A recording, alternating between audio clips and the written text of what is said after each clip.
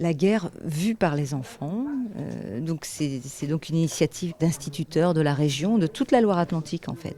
C'était en 1945, des écoliers nantais avaient raconté leur vision de la guerre, les bombardements, les arrestations, la peur du lendemain. Des histoires tragiques réunies dans ce petit recueil. 70 ans plus tard, les voici face à des élèves d'aujourd'hui. C'est un moment assez émouvant parce que ce matin, 26 mai, on reprend un récit qui est interrompu depuis 70 ans. Vous avez commencé à écrire, vous étiez enfant, vous aviez 10, 11, 12 ans, et puis aujourd'hui, vous êtes un peu plus âgé. On reprend ça. Je suis né en 1939, donc j'ai vécu toute ma jeunesse, enfin mes premières années de jeunesse pendant la guerre avec un père qui était prisonnier. Donc j'ai connu mon père à l'âge de 5 ans. Ces témoins sont porteurs d'une mémoire vivante et singulière.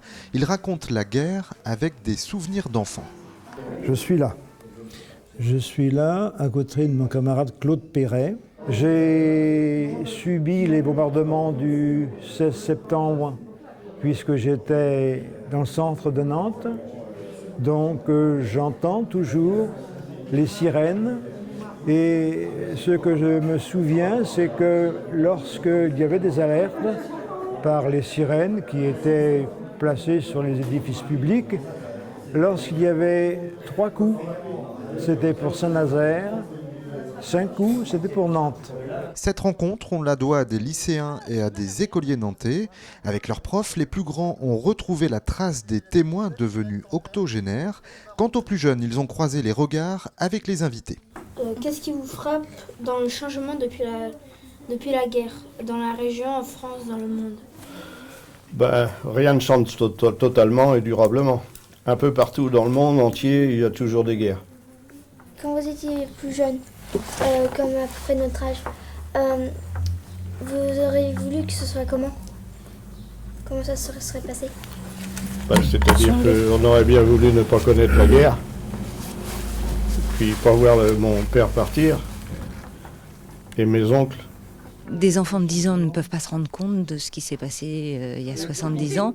Et donc là, c'est leur donner la possibilité de faire voir par la petite histoire un petit bout de la grande histoire. Quand on voit des personnes plus âgées, qui étaient dans cette école avant, qui ont vécu la guerre, qui ont vécu dans cette école, moi ça me touche beaucoup.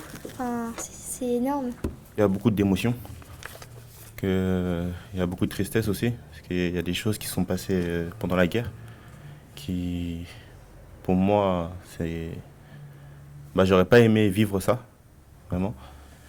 Et ça me fait plaisir aussi d'un côté, parce qu'ils ont beaucoup d'espoir pour les jeunes. Quel message aimeriez-vous transmettre aux jeunes générations?